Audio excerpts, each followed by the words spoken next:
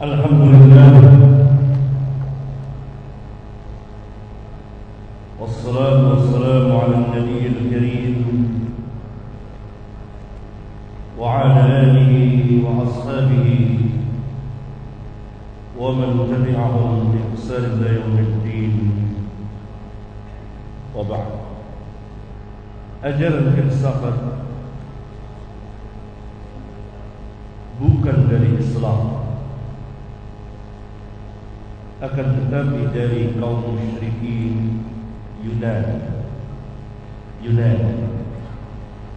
dari para penyembah berhala yang orang masukkan ke dalam Islam dengan diterjemahkannya kitab-kitab filsafat Yunani. Maka masuklah ajaran filsafat ke dalam agama yang hak ini, yang merupakan bid'ah besar di dalam Islam. Terjadilah kerusakan manhaj pada sebagian kaum muslimin. Mulailah mereka menjadikan ra'yu mereka sebagai asas, sebagai dasar, sedangkan wahyu setelahnya. Dan ini dikatakan, ditulis, ditetapkan oleh mereka yang masuk ke dalam perut-perut filsafat ini, seperti Al-Ghazali, kemudian Ar-Razi, yang akhirnya kedua orang ini insaf, sadar di akhir hayat mereka. Pertanyaan selanjutnya mengenai bid'ah hasanah dan sayyi'ah. Adakah bid'ah hasanah dan sayyi'ah? Sebagian orang membawakan hadis man sanna sunnatan hasanatan man sanna sunnatan sayyi'atan, yang kemudian mereka tetapkan adanya bid'ah hasanah, ada juga bid'ah sayyi'ah. Ada bid'ah sayyi'ah, ada juga bid'ah hasanah. Kalau demikian pasti akan bertentangan dengan sabda Rasulullah sallallahu alaihi wasallam, kullu bid'atin dhalalah.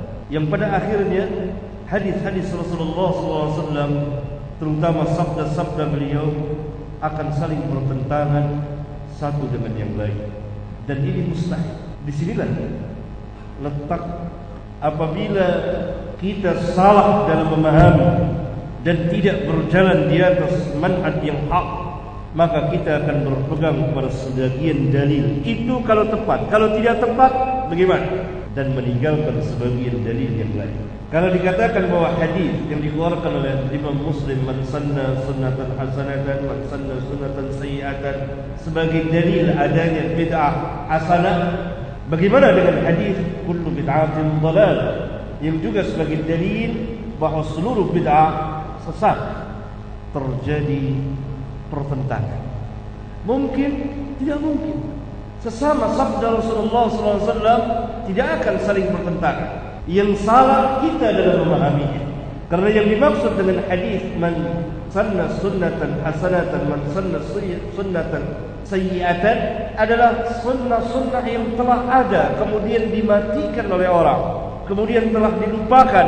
Sunnah-sunnah yang telah dilupakan, sunnah-sunnah yang telah ditinggalkan, kemudian seorang muslim menghidupkannya, maka dikatakan dia man sanna sunnatan hasanatan. Kejadian pada hadis itu, hadis yang panjang, sebagian dari sahabat bersedekah yang kemudian diikuti oleh sahabat-sahabat lain kepada satu kaum yang datang kepada Rasulullah SAW yang fakir dan miskin. Maka Nabi SAW bersabda, man sanna sunnatan hasanatan, yakni sunnah dari sunnah-sunnah Rasulullah, bukan membuat hal yang baru. Seperti ketika orang telah meninggalkan zakat, telah meninggalkan sedekah, maka sebagian kaum muslimin menggemarkan, menghidupkan yang kemudian dicontoh, diikuti oleh kaum muslimin yang baik. Maka dia telah menghidupkan salah satu sunnah Rasulullah sallallahu alaihi wasallam, bukan membuat sunnah yang baru. Karena tidak ada sunnah kecuali sunnah Rasulullah sallallahu alaihi wasallam. Kalau dibuat yang baru, maka sunnah itu, cara itu tentu disandarkan kepada orang yang membuatnya. Bagaimana mungkin kita membuat sunnah yang baru, tata cara yang baru, kita yang membuatnya, kemudian kita sandarkan atas nama Rasulullah sallallahu alaihi wasallam? Adapun sunnah sayyi'ah adalah apa yang dilarang oleh syari, pembuat syariat, yang telah dilupakan oleh orang. Orang sudah tidak mengerjakan lagi perjudian umpamanya. Orang sudah banyak meninggalkan perjudian, kemudian sebagian menghidupkan perjudian itu sehingga diikuti oleh orang banyak, maka dia telah mengerjakan sunnah sayyi'ah, contoh yang sayyi'ah yang kemudian diikuti oleh orang banyak, sehingga orang jadi gemar berjudi lagi dengan sebab dia yang memulai lagi, dia yang menghidupkan lagi, dia yang mengangkat lagi ke permukaan. Itu yang dimaksud oleh hadis man sanna sunnatan sayyi'atan. Sedangkan sabda Rasulullah SAW, kullu bid'atin dhalalah, tetap di dalam keumumannya, karena tidak ada huruf istisna, pengecualian. Kullu bid'atin dhalalah dengan bentuk nakirah, sifat umum. Kalau ada bid'ah yang lain selain dhalalah, harus disertai dengan huruf istisna, pengecuali. Kullu bid'atin dhalalah illa, mana huruf istisnanya? Kalau tidak, maka mereka menyalahi kaidah-kaidah yang ada di dalam bahasa Arab. Kalau ada bid'ah hasanah, maka apa yang dimaksud dengan bid'ah hasanah? Bagaimana qawaid dan dhawabitnya? Kaidah-kaidah, ketentuan-ketentuan, ketetapan-ketetapan.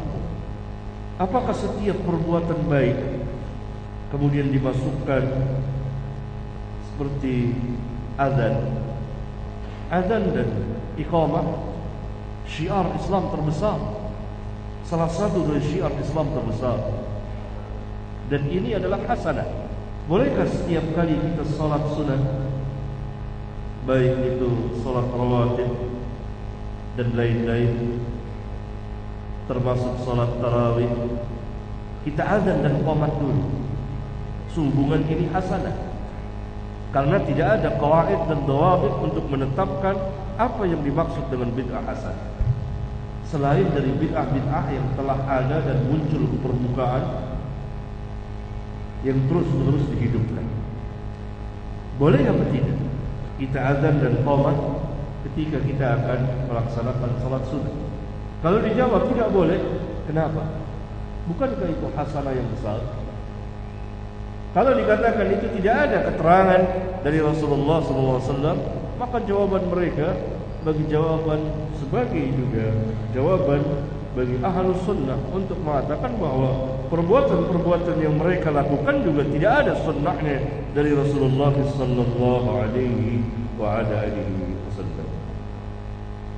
Pertanyaan selanjutnya, adakah buku atau kitab ringkas yang menghimpun perawi yang dhaif sehingga bagi orang awam lebih mudah untuk mengenali hadis sahih? Orang awam tidak bisa mengenali hadis sahih dan dhaif. Bagaimana? Hanya cukup dari rawi tidak. Bahkan yang ulama saja belum tentu mampu kalau bukan bagiannya. Tidak semudah yang diperkirakan dan dibayangkan. Tapi harus belajar usulul hadis, harus belajar ilmu riwayat dan ilmu dirayah, menyediakan waktu untuk mempelajarinya. Pertanyaan tentang hadis dan riwayat, ya,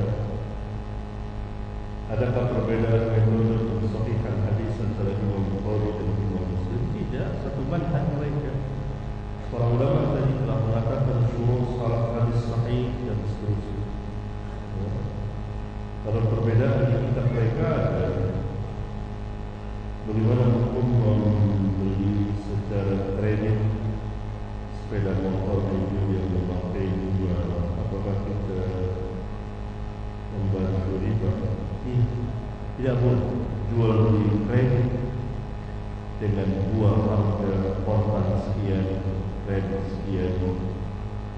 Menurut pendapat yang lebih kuat, telah masuk dalam bagian juga. Berdasarkan hadis yang dikeluarkan oleh Imam Abu Dawud, man ba'a bai'atain bi bai'atin falahu awqasuhuma aw riba. Barang siapa yang menjual satu penjualan dengan dua harga. Yang dimaksud dengan dua harga ditafsirkan oleh para ulama. Para ulama seperti ini seperti Asy-Syafi'i dan lain-lain menafsirkan dua harga adalah kontan sekian, kredit sekian, adanya perbedaan. Fadahu awqasuh, maka bagi yang menjual kredit dengan cara seperti itu menetapkan harga yang termurah untuk kredit atau kontan sama awal riba. Ini ilah sebab dilarang. Atau kalau tetap dia menetapkan kontan sekian, kredit sekian, maka dia masuk ke dalam riba. Dia masuk ke dalam riba. Bagaimana dengan derajat hadis wanita haid yang menyentuh mushaf Al-Quran yang adanya penggalannya adalah illa tahir, la yamussul Quran illa tahir, tidak menyentuh Al-Quran kecuali orang yang suci. Suci yang dimaksud di sini adalah iman. Al-mu'min la yanjus, kata Nabi SAW. Orang mukmin tidak najis. Orang mukmin tidak najis, ya?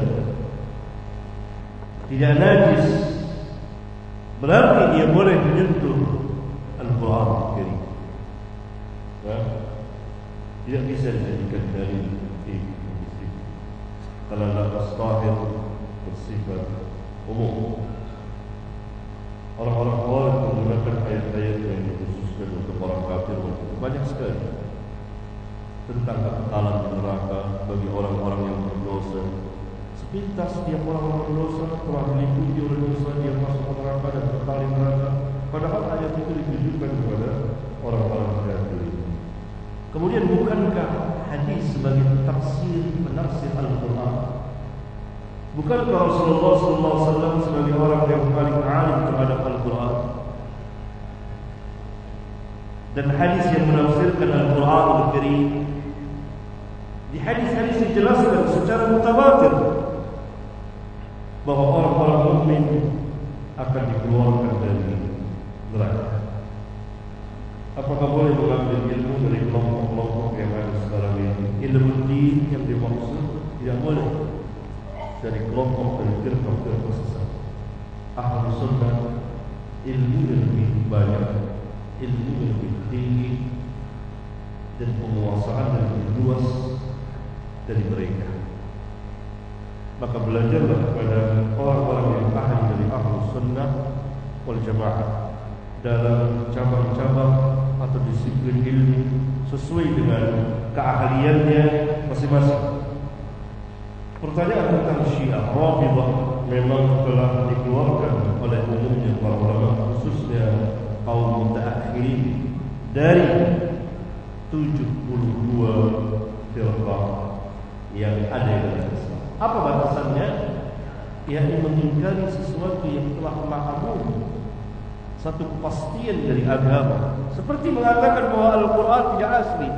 Al-Quran yang ada di tangan kaum muslimin sekarang menurut akidah Syiah tidak asli lagi. Jadi kufur. Al-Quran yang sekarang yang ada di tangan kaum muslimin sudah tidak asli. Dikatakan telah dirubah oleh para sahabat radhiyallahu anhum jami'an. Bagaimana dengan ayat inna nahnu nazzalna dzikra wa inna lahu lahafizun? Pertanyaan tentang jamaah-jamaah yang ada sekarang ini, apakah masuk ke dalam kelompok 72? Masuk semua. Masuk dalam 72 firqah. Bagaimana dengan mengikuti jamaah bai'ah? Apakah ada kafarat jika keluar dari baiat? Enggak ada. Karena baiat yang ada sekarang ini baiat bid'ah. Bukan baiat kepada imam, pada khalifah. Baiat kepada imam-imam palsu yang bukan imam tapi diakui. Tidak membaiat kepada mereka berarti kita berada di atas sunnah. Membaiat kepada mereka berarti kita berjalan di atas bid'ah. Hendaklah keluar dari baiat-baiat itu. Dan tidak ada kafaratnya kecuali istighfar dan taubat kepada Rabbul Alamin dan kembali ke jalan yang hak. Apa batasan memotong jenggot dan hukum memotong jenggot secara keseluruhan? Memotong jenggot secara keseluruhan jelas haram, karena menyalahi perintah Rasulullah sallallahu alaihi wasallam untuk memanjangkan janggut, memanjangkan jenggot. Dan ini merupakan ciri tanda kaum muslimin laki-laki, dan tidak mudarat seorang yang memakai jenggot. Orang-orang di luar Islam sangat memusuhi. Karena apa mereka memusuhi? Karena sunnah Nabi. Syaitannya itu gerah, gelisah, marah melihat kaum muslimin memakai jenggot. Tetapi kalau pemuda-pemuda atau orang-orang itu memakai jenggot sekedar untuk mode, hobi, itu nggak apa-apa. Syaitan tidak marah. Jadi marahnya syaitan itu orang pakai jenggot itu karena apa? Karena apa saudara pakai jenggot? Karena sunnah Nabi. Tapi kalau pemusik-pemusik itu di barat atau di timur sini pakai jenggot, ada juga pakai jenggot kan? Pakai jenggot itu karena hobi, karena mode, karena ingin terlihat keren, itu nggak apa-apa, nggak marah syaitannya. Tetapi ketika kaum muslimin pakai jenggot, lalu dianiaya, ditegur, kerja tidak boleh pakai jenggot. Lalu apa kesalahan jenggot? Apa? Dituduh teroris dan apa kesalahan? Membikin mudarat apa? Tidak bersih. Bersih dan tidak bersih relatif. Siapa yang menilai tidak bersih? Bagaimana kalau saya katakan saudara yang pelontos belum tidak bersih? Mereka marah karena apa? Karena sunnah. Ketika sunnah ditegakkan, marah. Syaitan mereka gelisah, panas. Tapi kalau pemuda Islam pakai jenggot karena mode, lagi ngetren, karena hobi, bukan karena sunnah Nabi SAW, nggak apa-apa bagi mereka, karena tidak menghidupkan sunnah. Ketika bekerja ini pakai jenggot, karena apa? Perintah dari Nabi, afkul liha, panjangkan jenggot. Marah syaitannya. Bekerja di sini harus potong jenggot, ini harus potong. Tidak boleh taat kepada makhluk, kepada atasan saudara. Jadi saudara menjadikan atasan saudara arbab min dunillah, Tuhan-Tuhan selain Allah yang membuat syariat. Lalu apa yang menghalangi kerja seseorang baik dan tidaknya dinilai dari ini? Sering saya ajukan pertanyaan di kota-kota besar. Saya berani berhadapan dengan mereka. Apa kesalahan jenggot? Kenapa saudara melarang? Kenapa seorang bekerja di perusahaan saudara, saudara perintahkan untuk potong? Apa mudaratnya? Apa yang mengganggu kinerjanya? Banyak yang tidak pakai jenggot maling. Tidak semuanya. Ini saya mau jelaskan. Ini tidak mengurangi kinerja. Yang penting dilihat bagus tidak kerjanya, amanah tidak, jujur tidak, ini nggak ada arti apa-apa, nggak mengganggu. Luar biasa. Kan karena sunnah Nabi SAW saudara benci. Syaitannya itu membisikkan mereka, marah, bisa. Syaitan marah kalau orang menegakkan sunnah. Gak tenang dia. Tapi ketika di perusahaan itu atau para pemusik itu atau para artis itu dan lain-lainlah pakai jenggot karena penampilan, karena hobi, karena mode, nggak apa-apa, syaitan nggak marah. Banyak pakai jenggot ya. Saya lihat ajib ini pakai jenggot. Nggak ada yang marah itu. Tidak ada yang marah, tidak ada yang menuduh itu teroris. Tapi ketika kaum muslimin pakai jenggot karena sunnah Nabi, mereka ingin hidupkan dan mentaati perintah Nabi, tidak mau maksiat kepada Nabi SAW, panjangkan jenggot. Berbedalah dengan kaum musyrikin dan majusi.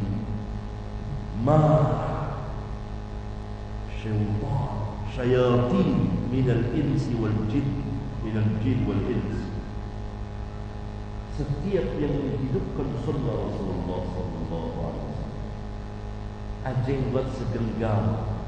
Salaf salih banyak riwayat, bahkan Ibnu Umar, Ibnu Abbas, Abu Hurairah yang meriwayatkan hadis panjangkanlah jenggot, mereka memotong jenggot segenggam.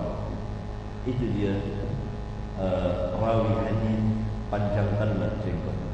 Rawi hadis lebih paham tentang hadis Rasulullah sallallahu alaihi wasallam.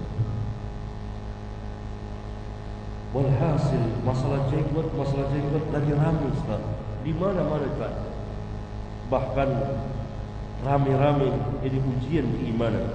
Puluhan kaum muslimin, puluhan di satu perusahaan dipaksa untuk potong. Tanya misalnya, nah perintah Nabi di atas kepala, perintah Nabi ada di sini. Nabi yang mulia, yang memberikan rizki adalah Rabbul Alamin, Rabbus Samawati wal Ard, Rabbul Arshil Azim, Rabb yang memiliki lillahi ma fis samawati wal ard. Mereka tidak punya apa-apa, segala urusan biyadillah. Alhamdulillah itu kaum muslimin, masyarakat umum puluhan, bukan satu dua. Lihat kebencian syaitan terhadap sunnah Nabi yang mulia SAW. Di satu perusahaan, itu baru satu, belum yang lain. Syaitan tidak marah, luar biasa, karena dibenci oleh syaitan dan orang-orang kafirin dan musyrikin. Karena perintah Nabi berulang-ulang, dan itu sangat membuat mereka marah. Dan mereka marah pada para sahabat yang berjangkut semua. Marah mereka itu. Liyagidhu bihimul kuffar. Imma potong, imma keluar. Mereka tidak bisa menyalurkan, tidak bisa memudaratkan kaum muslimin. Apa artinya sebuah perusahaan dan kerjaan? Bumi Allah luas. Rabbul Azza wa Jalla yang memberikan rezeki kepada kita dari langit dan bumi.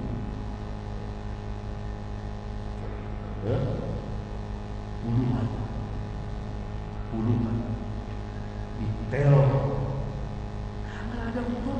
Padahal kaum muslimin jujur, duit seperak tidak diambil.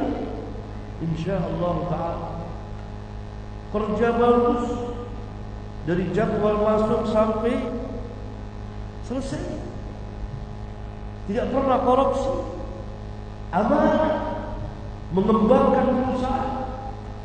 Hanya karena lebih suka mereka mengambil orang-orang yang buruk akhlak.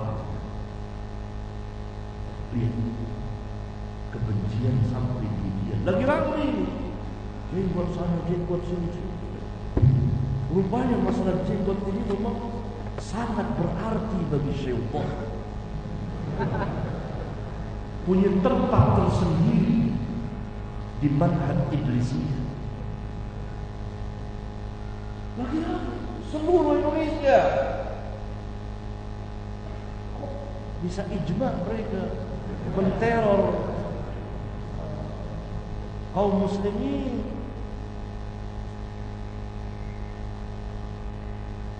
Kita doakan semoga Allah menguatkan hati-hati kita dan hati saudara kita yang muqallibal qulub tsabbit qulubana ala dinik.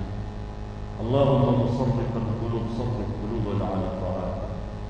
Allahumma musarrifal qulub sarrif qulubana ala ta'atik.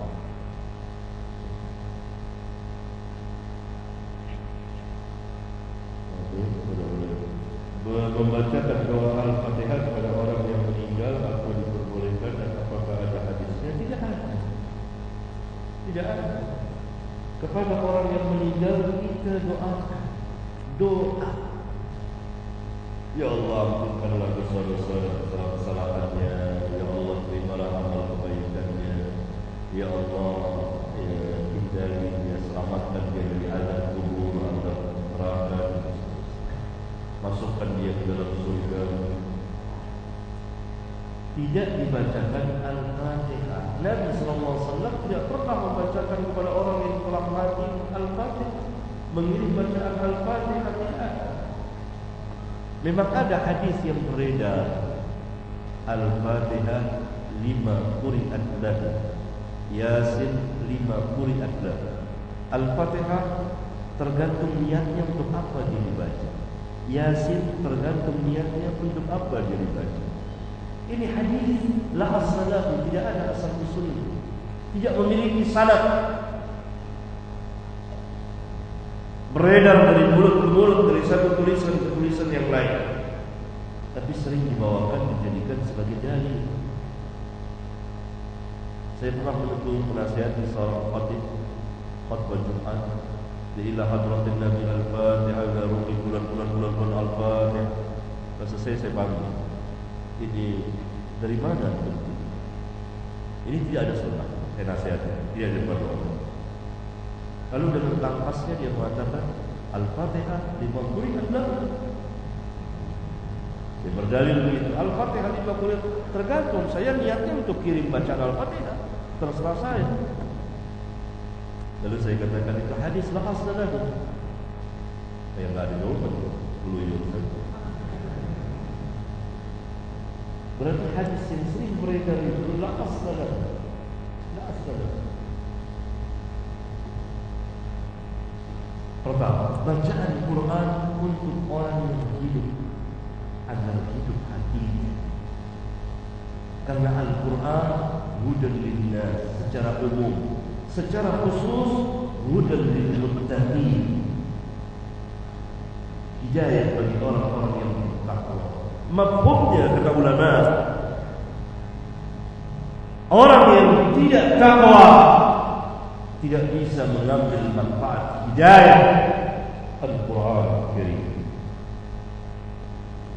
Pertanyaan tentang tafsir mungkin berlain. Menjarah tanah milik negara milik orang lain di mana dia jelas tidak boleh. Hadis ma'ruf.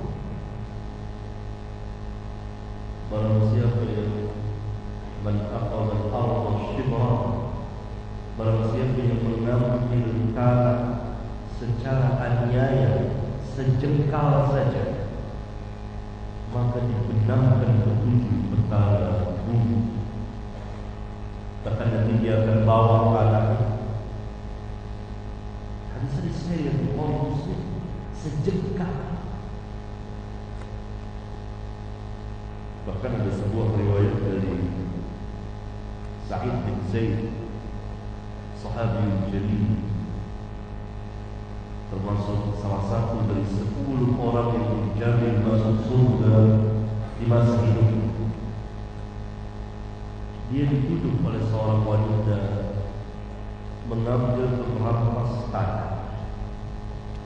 Sa'id mengatakan kepada Marwan bin Hakam waktu dia memanggil Sa'id, saya mengambil tanah dia setelah saya mendengar Rasulullah SAW bersabda, barang siapa yang mengambil sejengkal tanah dengan aniaya akan dibenamkan oleh Allah Taala, akan dikalungkan dengan 7 tala bumi. Lalu dia mendoakan wanita itu, ya Allah, butakanlah wanita ini karena dia buta akan kebenaran, dan matikan di tanah yang dia dudukkan saja. Ini karomahnya Sa'id bin Zaid, salah satu dari 10 orang yang masuk surga. Dan perempuan itu pun buta, kemudian buta dia jalan-jalan merayap, akhirnya dia masuk ke sumur di tanah yang dia dudukkan, dan itulah kubur mati. Riwayat Sa'id bin Zaid, sahabi yang jalil. Orang tidak mengetahui alangkah besarnya rampasan-rampasan mengambil tanah orang lain. Bagaimana dengan jual beli? Dia jual belinya haram dan penghasilannya adalah haram kalau itu bukan miliknya. Bolehkah kita membangun masjid di atas tanah yang kita beli dari orang lain, tetapi tanah tersebut hasil dari cerahan? Dia boleh. Harus dikembalikan kepada yang berhak, yang mempunyai tanah, yang mempunyai tanah, hatta untuk membangun masjid. Rasulullah SAW mau membeli tanah kepada Bani Najjar. Wahai Bani Najjar, hargakan berapa harga tanah? Akhirnya dikasih oleh Bani Najjar, lillah, karena Allah, untuk masjid Allah. Itu Masjid Nabawi yang sekarang. Dan di situ ada kuburan kaum musyrikin, maka kuburan itu digali dulu, dipindahkan ya. Karena tidak boleh bergabung, bercampur antara masjid dengan kubur. Beli kepada orang yang punya, bukan kepada maling. Pada orang yang Samminuni, hargakan berapa harganya ya Bani Najjar. Hadis sahih dari Imam Bukhari. Beli kepada orang yang punya, bukan tanah jarahan. Banyak sekali pertanyaan. Saya lihat dan sudah agak lelah. InsyaAllah dari waktu kita bahas lagi permasalahan ini. Kalau aku mau atau bahas yang lain, InsyaAllah ta'ala. Sampai di sini, ikhwan dan akhwat yang saya muliakan, mohon maaf yang sebesar-besarnya kalau ada kata-kata yang kurang berkenan dan belum dijawab dari permasalahan antum karena keterbatasan waktu dan juga ilmu. InsyaAllah di lain waktu kita jumpa lagi. Semoga Allah Subhanahu wa ta'ala senantiasa menjaga, memelihara dan memberikan taufik dan hidayah kepada kita. Subhanallah wa bihamdika, asyhadu an la ilaha illa anta, astaghfiruka wa atubu ilaik. Assalamualaikum warahmatullahi wabarakatuh.